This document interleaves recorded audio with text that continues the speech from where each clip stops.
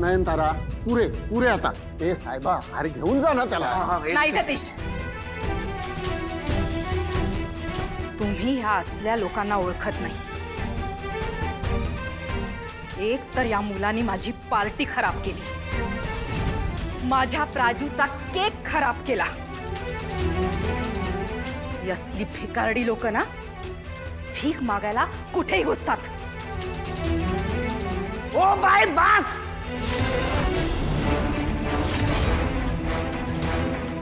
बासा भिकारी नाही मी सांगालोय ना, माझी काही चुकी नाही. भिकारी नाही मी, भीक मागायला नाही आलो इथं.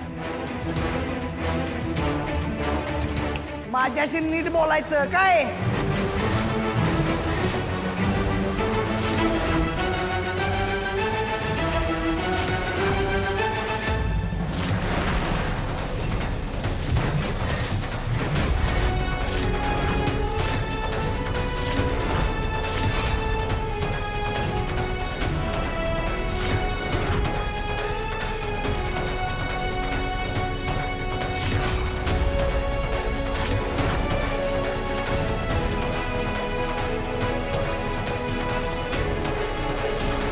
कमळी, हिम्मत कशी झाली तुझी माझा हात धरण्याची. मॅडम मला माफ करा. खरं काय आहे ते ऐकून न घेता तुम्ही त्याला मारायला निघालेला म्हणून मी तुमचा हात धरला. हो, काय ऐकून घेऊ. माझ्या समोर बोलण्याची लायकी आहे का याची. काय लायकी आहे रे तुझी. दीड तंबडीचा माणूस, याच्यासारख्या गरिबांची लायकी ना बाहेर चपलांजवळ राहण्याची. कळलं. मॅडम बास.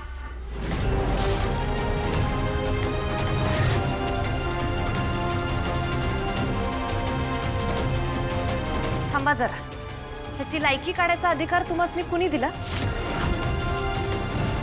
वय की वय तुम्ही श्रीमंत आहे आणि आम्ही गरीब आहे मान्य आहे, पण म्हणून तुम्ही काय बी बोलाल आणि आम्ही ऐकून घेऊ तर असं नाही होणार. मान्य आहे बंड्या चुकलाय, त्याने इथे यायलाच नको होतं, तुमचं लई नुकसान केलं, सगळं मान्य आहे. पण म्हणून गरीबाला जगायचा अधिकारच नाही असं तुम्ही नाही म्हणू शकत. तो चुकलाय हे मान्यच आहे, पण तुम्ही आता जे बोलताय ते अजिबात मान्य नाही. अहो नाही, तुमच्या पोरांसारखं आम्ही नशीबवान जन्माला आलो. यो असला आयुष्य आराम सटवाईना आमच्या कपाळी नाही लिवला. तुमचं जगणं वेगळं आहे आणि आमचं जगणं वेगळं. आमच्या आयुष्याच्या वाटेवरती लई काटे येते. तुमच्यासारख्या महागड्या चपला घालून आम्ही नाही हिंडत. आम्ही अणवणी हिंडतो. मग काट तर उतणारच की हो, पण म्हणून काय आम्ही चालायचं सोडणार नाही. आणि तुम्ही ज्या गरीब माणसांनी नावं ठेवताय की नाही, ती जर एक दिवस तुमच्या आयुष्यात नसेल तर काय होईल याचा विचार करा. तुम्ही जेव्हा रातच्याला झोपताय तेव्हा सकाळी पाटेचं येऊन दूध देणारा दूधवाला दादा, साफसफाई करणाऱ्या मावशी, जेवण करणाऱ्या मावशी, तुम्हासनी इकडनं तिकडं सोडणारा ड्रायव्हर दादा, तुमची बाग सुंदर हवी म्हणून राबणारा माळी दादा, तुमचा बंगला सुरक्षित राहावा म्हणून दिवस रात्र तुमच्या बंगल्याच्या बाहेर उभा राहणारा तुमचा वॉचमॅन दादा. अहो एवढंच नाही, तुम्ही जे तुमच्या फोनवरनं ऑर्डर करताय की नाही ते सुखरूप तुमच्या दारापर्यंत पोहोचवणारा डिलिव्हरी बॉय. अजून किती आणि कुणाकुणाची नावं घेऊ.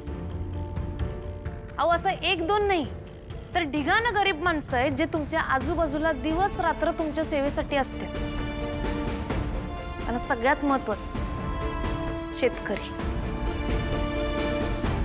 दिवस रात्र उन्हातानाचं गरीब शेतकरी जमीन कसतोय तेव्हा तुमच्या आमच्या सगळ्यांच्या तोंडात सुखाचा घास येतोय.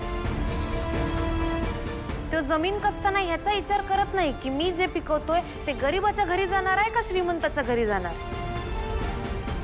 मान्य आहे सगळ्या कामाचं तुम्ही रोख पैसे देता, खरं काम केल्याचं पैसे मोजते येते तो, त्यामागच्या भावनांची किंमत करता येत नाही. तुम्हा श्रीमंत माणसासनी तुमचा पैसा श्रीमंत करतो, पण खरा आराम जो तुम्हाला मिळतोय की नाही तो फकस्ता न फकस्ता आम्हा गरीबामुळे। आता फकस्त एक दिवसासाठी या सगळ्यासनी तुमच्या आयुष्यातनं काढून बघ, मग तुम्हाला कळल गरीबाची काय लायकी असते। जगणं मुश्किल होईल तुमचं। अहो मॅडम, ताटावरनं उठताना अन्नदाता सुखी भव असं म्हणणारी संस्कृती आहे आपली, मग आपण केव्हापासून भेदभाव करायला लागलो? तुम्ही मोठे आहेसा, हुशार आहेसा, तुमचं कर्तृत्व बघून मला लई भारी वाटतं, पण खरं आता तुम्ही जे काय बोललात ते मात्र पटलेलं नाही बघ। अहो एक वेळ गरीब कुठल्या बी परिस्थितीत जगत, खरं जर आम्हीच नसलो तर तुम्हा श्रीमंतांचं काय होईल?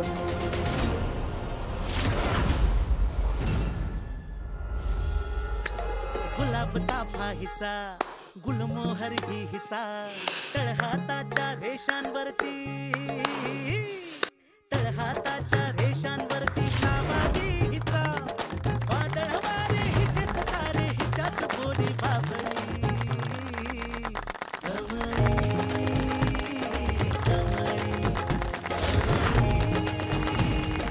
मॅडम आम्ही मातीतली माणसं आहे, आमच्या गरजा कमी आहेत त्या, पण स्वाभिमान तुमच्या एवढाच आहे। आम्हाला भी मन आहे, मान अपमान आहे। किड्या मुंग्यांबरोबर आमची तुलना झाली तर आम्हासनी बी वाईट वाटतंय हो। आम्हासनी गावछाप म्हणून कुणी हाक मारत असेल तर मन दुखवतंय हो। पण आबांनी मला शिकवले, किती बी काय बी झालं, किती बी संकट आली तरी बी हरायचं नाही, झुकायचं नाही। चूक झाली तर माफी माग, पण अपमान सहन करायचा नाही। अन्याय होत असेल तर ताट मानानं उभं राहायचं आणि त्याला विरोध करायचा। अशा टायमाला गरीब श्रीमंत महत्वाचं नाही, आपण चुकी बरोबर हे महत्वाचं असतं।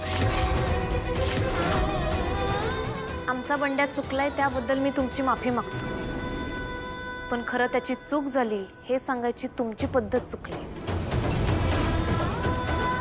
काय बी झालं तरी शेवटी बंड्या माझा भाऊ आहे आणि त्याचा अपमान झालेला मी सहन करू शकत नाही।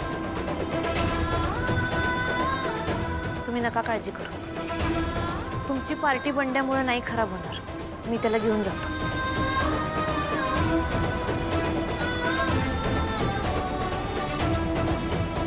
बंड्या उठ।